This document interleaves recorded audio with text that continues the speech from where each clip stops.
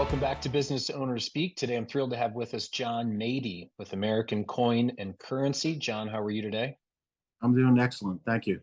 Good. Pleasure to meet you, and thanks for taking the time. I'm super curious to hear more about the business. So if you could, tell us a little bit about yourself and the business. Sure. I'm been a lifelong entrepreneur. Out of college, a couple of years out of college, started my first company. This is actually my third career. I was in investments at first for about a decade, then started a marketing company offering logoed merchandise to Fortune 500 companies. And then that kind of ran its course, was getting a little bored with it. I've always had a fascination and I've had a hobby of collecting rare things and that not only have intrinsic value, but I can actually hold physically in my hand. So coins kind of was always something that I've collected, among other things. So about in 2015, I said to myself, I'm going to see about turning my hobby into a career.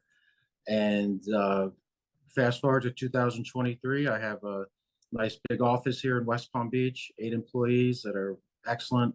We all work well together, and the business is just continues to grow year after year. It's I couldn't be happier with my choice in careers, because they say if you do what you love, it's not work. Yep. I literally love coming in. I was just telling one of my coworkers here that last night I had a conversation with a client of mine. One of my favorite things is getting to know the customers and learning about them. I find it fascinating what they've done to succeed, because most of our customers are very well off. Mm-hmm. Whatever they've done in their life, they've done it well. So I love hearing about their journey, their path. And this individual last night that I was speaking to, he owns oil rigs. He has a national energy drink company. He owns 150 racehorses, just involved in all kinds of things. And right. So to just be able to speak with people like that on an equal level playing field is, to me, and be able to offer them a product that they enjoy also owning, investing in, and collecting. It's very fulfilling, and it's so I'm very fortunate in that my life, my path took me to the point where I'm at now.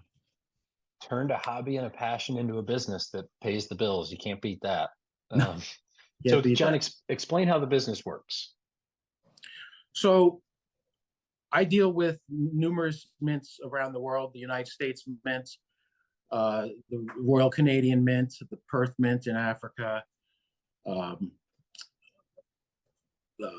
Slips my mind the Mint, not Bank of England, but the Royal Mint in England.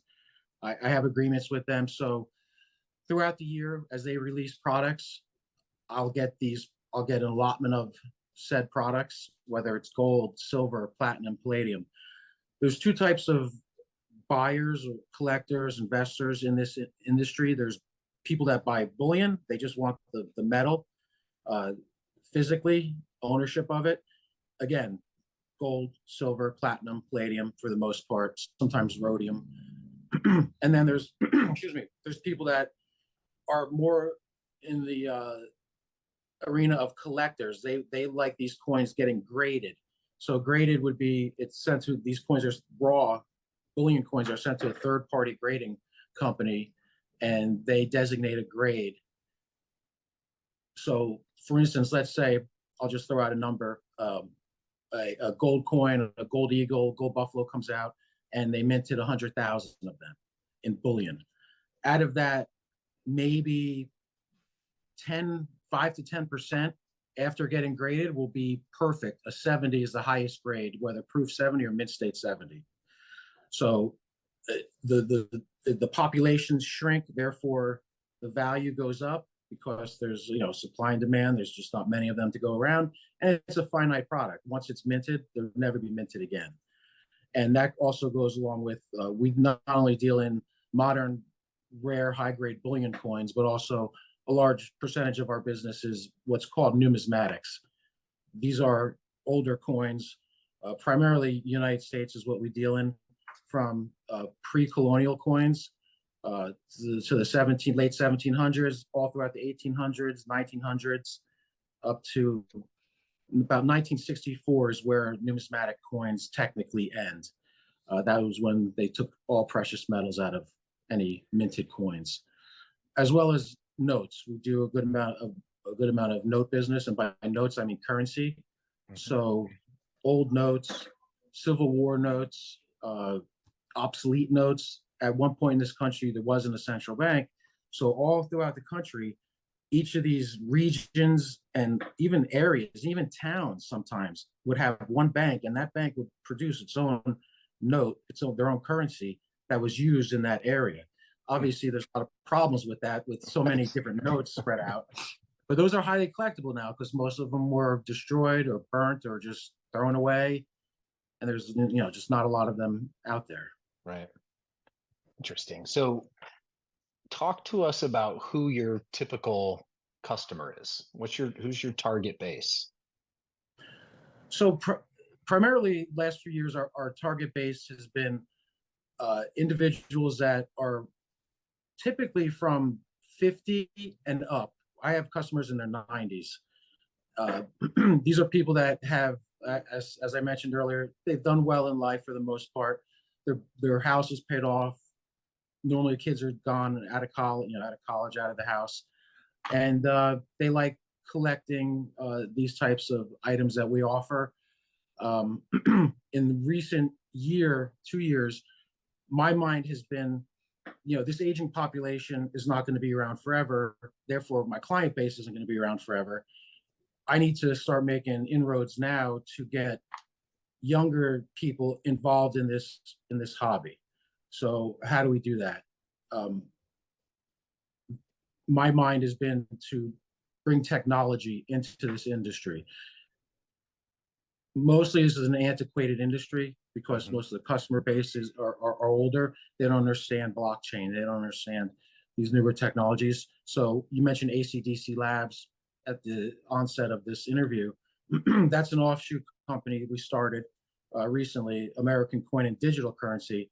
And that was designed to specifically bring a younger demographic into this world of collecting rare coins, bullion, precious metals, so on and so forth, by using blockchain and creating digital twins of the physical and offering them in Web3 for use. It gets a little complex, but it's basically RWAs, real world assets, is becoming a pretty large segment. Larry Fink from excuse me, BlackRock recently said in an interview he expects the real world asset market to reach 16 trillion by 2030. So these are assets that are normally physical assets, or think of stocks, debt instruments like bonds, anything that can be collateralized. Right. But now taking that and transitioning it into a digital version that can be used in Web3. Right. So in terms of, the kind of the more traditional side of your business, do you keep an inventory of particular items, or do you, when you find out a need someone has, you go find it and provide it for them?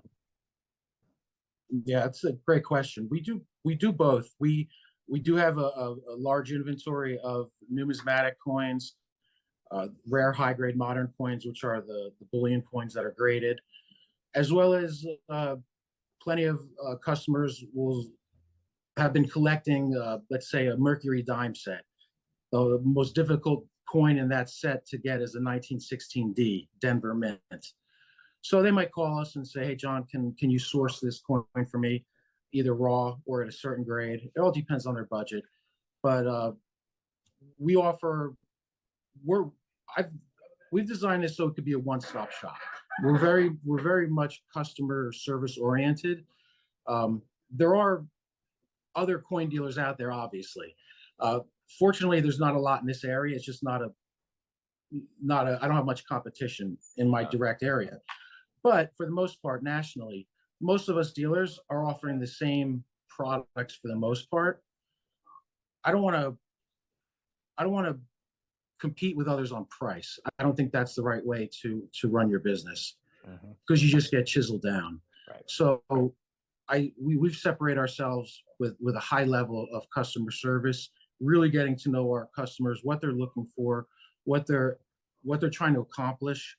A lot of our customers, once they buy, they're looking to pass these collections on to their kids, their grandkids, because gold, silver, platinum, palladium, and even numismatic coins. It's not the sexiest, I'll use the word investment, but it's a great store of value. I love the story that I was told or I read recently. In 1932, actually 33, they ended the $20 gold eagles. In 1933, you could take that $20 gold eagle, it's a 1 ounce gold coin, and you could go to a tailor, get a beautiful handmade suit, shoes, a hat, look like $1 million. Or you could have gone to the bank and turned in that 1 ounce gold coin for a $20 bill. Huh. So fast forward to 2024, I can still take that 1932, 1933 1 ounce gold coin, go to a tailor, and get a $2,000 suit made, which would be beautiful. The $20 bill, I'm not going to be able to do too much with. So Very store true. value is there. Yeah. Interesting. And then, so I'm curious, how do you market your business? We do a good amount of local advertising. We go to plenty of local shows. Being in South Florida, especially this time of year, there's a lot of events, Honda Classic, local events. Every weekend, it seems like there's some kind of local events. We have a presence at most of the regional and a few of the national coin shows. Social media, obviously, everyone does social media. Yeah. And because we do really cater to our customers, we find that we get a good amount of referrals from that. Yeah. Yeah. Yeah, I'm sure it's kind of a tight community of people that are really interested in what it is you sell and offer. And I'm sure there's a lot of back and forth, both from a referral standpoint and just a regular, connection standpoint. So what's the future look like, John? Obviously moving towards the digital side and trying to bring in some interest, right, from a younger demographic. Is that kind of what your main focus is moving forward? It is. I would say that there's a 10 to 15-year window where the traditional customer base that we've dealt with for the past, since 2015, is slowly dwindling. Unfortunately, clients pass away or don't have the mental faculties to handle their business anymore. So the younger generation is, I think this is the wealthiest, young generation in history. They have access to a great amount of money. In the last 10 years, as you know, there's been tremendous amounts of wealth created because of the stock market, new innovations, tech, Silicon Valley, and everything that branches out from there. So I believe that incorporating the technologies I mentioned earlier, blockchain, real world assets, Web3, that's the way to tie in this younger generation and bring them into the fold. Yeah, I think you're probably right. All right. So, John, as a multi-time entrepreneur, what is some advice you'd give either a kind of a new business owner or someone that is stuck in a job and has an idea, wants to take the leap, but hasn't quite yet? What's some advice you might give? The best advice I could give would be to plan things to the end. But most importantly is follow through. You have to follow through on your dreams. You have to follow through on those plans. A lot of people get stuck saying, I want to, I'm gonna, I need to. That's how the sentence is started. Just do it. Follow through, to me, is everything, especially in business. Yeah, that's interesting. And I love the first one too, plan it till the end, because everyone has an idea of how to get started, right? Or at least an idea, but playing it out, right? Scenarioing it out to see what the outcome could be. Not many people do. So that's great advice. And just real quick too, like tell us about your team. What you mentioned a team of 7 or 8. Like what are their main functions? So I have 5 salespeople that primarily deal with customers, and 2 support staff. I'm happy to say my little sister's my office manager, so it's Oh, kind great. of a family business, which is nice. I have 0 turnover. The employees that I've had for years.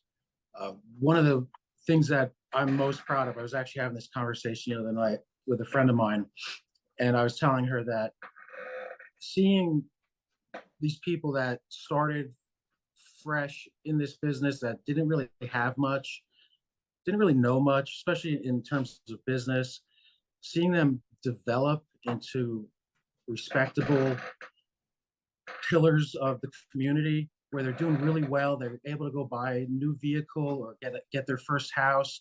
Yeah. And I'm directly involved with that. And that is something that is extremely fulfilling to me. That is actually the most enjoyable part of my career here, is seeing the growth of the people I work with. That's really cool. And as long as your heart stays in that place, right, you're going to be doing good things for everybody. So, Yep. John, really interesting business, and not one that I have not talked to anyone that does what you do. So I'm glad we were able to connect. And thank you so much for taking the time today. And we wish you the best of luck in the future. Thank you as well. This was very enjoyable.